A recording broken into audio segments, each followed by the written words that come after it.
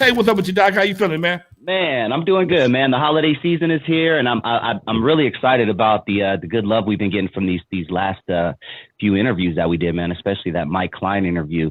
That's almost pushing 10K if you add up the official live and then the few other clips that I posted. It seems like that was the missing piece, Lonzo, and you made it happen.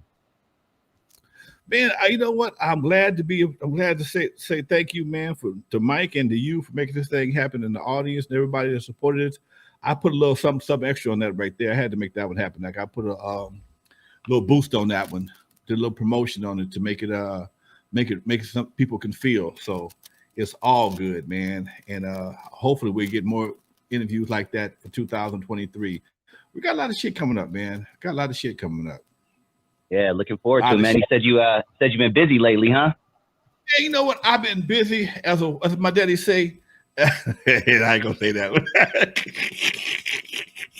I ain't gonna say that one. I've been busy, Doc. I've been super busy, man. This chamber situation and hood piece, both of them are developing legs, and the foundation's been laid for quite some time. And I think it's time for a hood piece, especially, to be promoted, be exposed to the general public, because the phone calls I take part in every Friday from this national call we do every Friday from East Coast to the West Coast, all the old school players. Everybody's just tired, man. Everybody is tired of the nonsense that's being perpetrated in hip hop these days. You got folks constantly promoting death, and oh man, we tired of people dying, but all they do is promote death. This is the most asinine thing I've ever seen in my life, for you to be crying about all the death in hip hop, then all they sing about is death in hip hop. And I'm like, dude, do you realize that some way, form, or fashion, you are definitely promoting the situation. You calling in the spirits that's beyond your recognition and way beyond your pay grade, Doc. So people are tired. West Coast is tired. East Coast is tired, down south is tired. So we do a call on the Hip Hop Alliance, led by Curtis Blow, KRS-One, Chuck D, myself, clientele here on the West Coast, Big A, Corrupt. We looking to bring Snoop into the project, to the situation as well. There's talks of doing a same gang type project, along with a big promotion to try and curb the violence that's taking place in hip hop, man. You know, this is not something. And all in the same gang. We need one of those. You know what? We need that. We need a video. We need a whole promotion. We need a whole mind shift, man, because folks think that death in hip hop is somehow another synonymous. And I'm like, dude, why do you feel that way? Why do you feel the streets have to be violent in order to be cool? You know, only our streets are like this, man.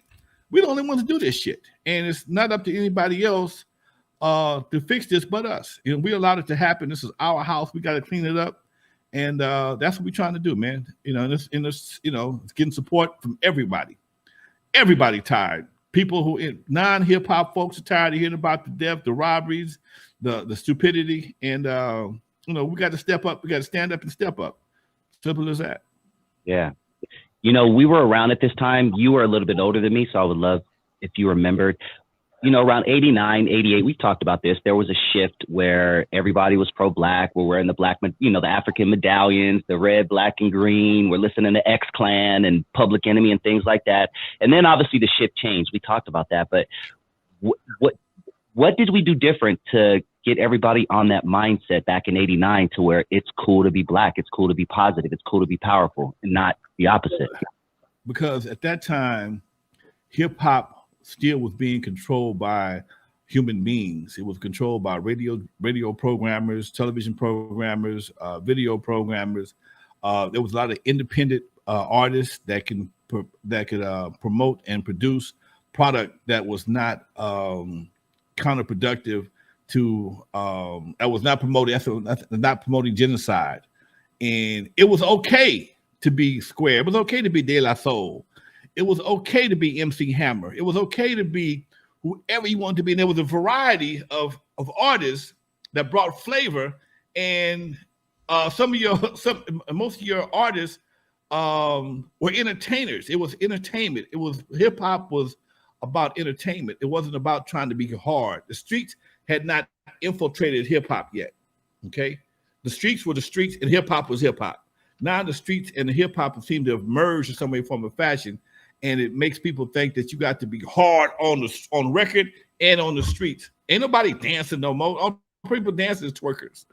Okay, you know, you see people dance in the shows, but in the award shows. But when it comes down to actual videos, people don't really do that no more. They walk around, they flex and they floss and they throw up gang signs. And they break out guns, whatever the case may be. And it's not conducive to anything, man, other than death and destruction, Doc. And that's keeping it 100. You know, but back then it was, again, we had a group of youngsters that was the late 80s. Well, Chuck and them guys, all of them were around in the 70s, and we saw the Black Panthers. Okay, we all saw the Black Panthers. We knew there was a movement against the community, and we watched people older than us make a move to try and make things right then. And then some of us still kept that same attitude when it came to our community. And then all of a sudden, people came in and was like, "Fuck it, we ain't doing it. You know, we're gonna do this right here because folks is getting paid for selling dope." You know, and that right there was just was another tragic story in our community. When they flooded our streets with dope, gang violence followed that.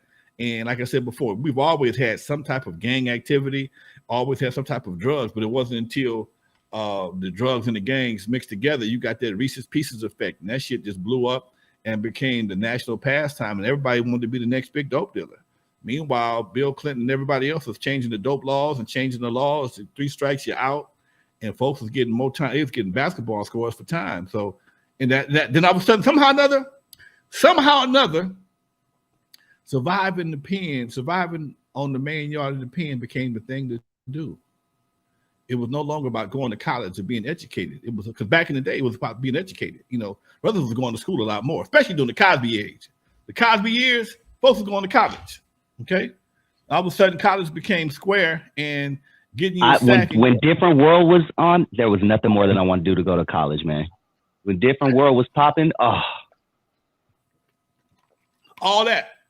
And think about TV now, and all you see is gangster shows. Everybody's a gangster. Preachers is gangsters. Okay, so you would think everybody in this mama was got to be hard. I mean, I like 50 Cent. I enjoy watching the shows, but I understand the difference between reality and fiction. And folks try to imitate the fiction that's on television, and that's some bullshit. I was watching Raising Kanan, and his mama come down the stairs wearing a badass coat, badass outfit, holding laundry. He was carrying laundry, but she put the laundry down to go outside the streets. I'm like, come on, man, that's some bullshit. Okay, that's some bullshit. She was dressed like a mug, man. She was cleaning all our doors, and she was coming downstairs. She got this little fur collar thing on, the light tight ass suit. And mamas don't do laundry like that, okay? But she put the laundry down. She was doing laundry. Then something happened at the front door. Next time, she out in the streets with a 9, you know, ready to put somebody down. I'm like, come on, man. We don't need no more of that. The problem we are inundated with that right there. Everybody, mama, a gangster. Everybody's a gangster. Everybody sell dope. The only job they can get is selling dope. Ain't no successful truck driving companies. Ain't no successful construction companies. Ain't no successful shit other than dope dealing, dope rings. And that's ridiculous, man. We bigger than that. We're bigger than that. Yeah. You said something earlier that caught my ear, and it kind of goes into the topic I want to talk about tonight. But you said something that struck a quote that someone said on a podcast. I can't remember who it was, but he said, there was a time where street dudes wanted to be rappers. Now rappers want to be street dudes. Yeah. Total different mindset. Yeah. you know, that's how guys like Eazy got into the rap game. He was a street dude who wanted to be a rapper. He didn't want to be a rapper. He just wanted to own a rap label because it was a good way to make some money. And he got talked into being a rapper. He got coached into being a rapper. And these are things people forget. People forget the movie. I mean, I'm sitting in the studio where the brother did his first demo at, and he wasn't out there doing ciphers and doing showcases trying to be a rapper. He was a brother that from the streets that had a little bit of money and was talked into getting on the microphone after his buddy pretty much hand carried him through the whole track. And you know, it is what it is, Doc. You know, yeah. But now you got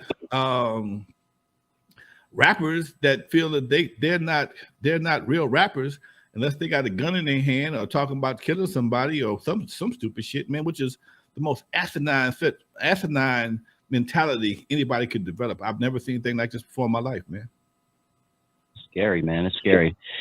Well, let's move on because there's so much to talk about, Lonzo. And I like everybody's comments below. I said, who would be some of the rappers that you would like to see on a 2023 version of All in the Same Gang? And we're getting some good stuff. We're getting Sugar Free, Above the Law, Warren G, Ice-T, 8 and Quick, BG Knockout. I said Kendrick Lamar. I also think E40 would be great. But if you guys know anything about any younger cats, what about some younger cats out there? Comment below. Who are some of the younger West Coast artists out there that you would like to see on this project?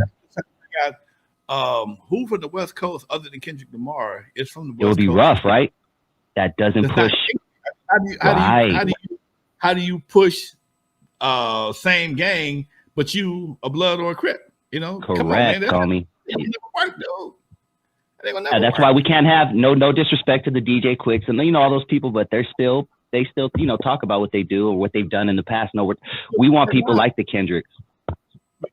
We need more. We need more scholars, next gangsters, and fewer gangsters. We got enough gangsters. Okay, shit, they still only deal with it. They only shoot at each other. Yeah. And I'm not telling them to shoot at nobody else. I'm just saying, why is the hell is the only person in your sight look like you? This got to be the dumbest shit known to. Come on, man.